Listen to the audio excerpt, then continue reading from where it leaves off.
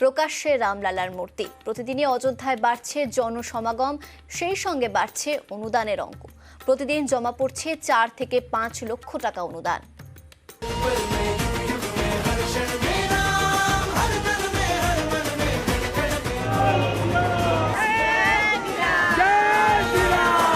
সোমবার রাম মন্দিরের উদ্বোধন।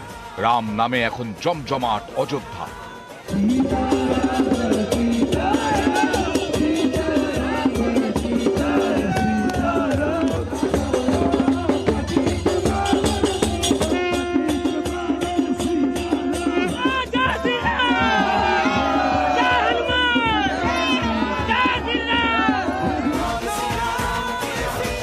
বৃহস্পতিবার নতুন মন্দিরের গর্ভগৃহে রাখা হয় রামলালার মূর্তি।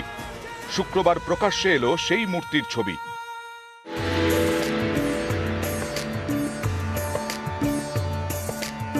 22 জানুয়ারি মেগা ইভেন্ট।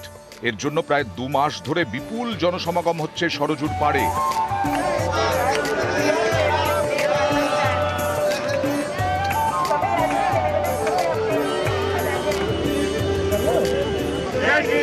অযোধ্যায় ভিড় বাড়ছে, সেই সঙ্গেই বাড়ছে অনুদানের পরিমাণ।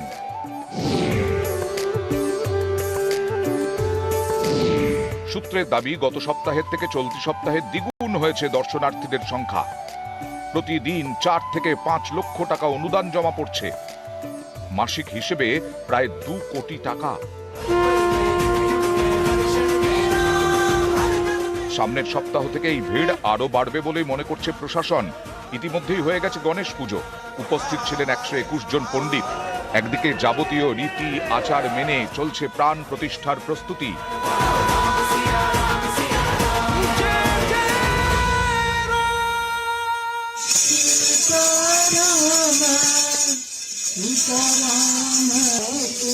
অন্যদিকে রাম মন্দির উদ্বোধন ঘিরেই নানা জায়গায় চলছে নানা কর্মকাণ্ড।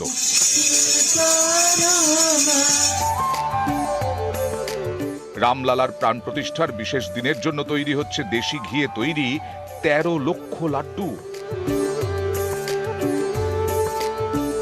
এই লাড্ডুগুলি প্রসাদ হিসেবে দেওয়া হবে দর্শনার্থীদের। ভিআইপি অতিথিরাও পাবেন লাড্ডুর প্যাকেট। কেউ রামের নামকে সঙ্গী করে চুলে রশি বেঁধে টানলেন রথ।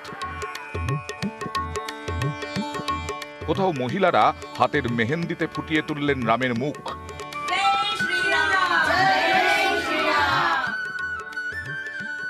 সব মিলিয়ে রামলালার প্রাণ প্রতিষ্ঠা ঘিরে প্রস্তুতি তুঙ্গে। সোমবারের মেগা ইভেন্টের প্রস্তুতি খতিয়ে দেখতে শুক্রবার অযোধ্যা যান উত্তরপ্রদেশের মুখ্যমন্ত্রী যোগী আদিত্যনাথ।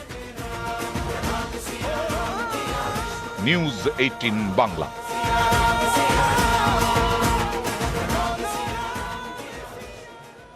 22 জানুয়ারি অযোধ্যায় মেগা শো, নতুন রাম মন্দিরের উদ্বোধন।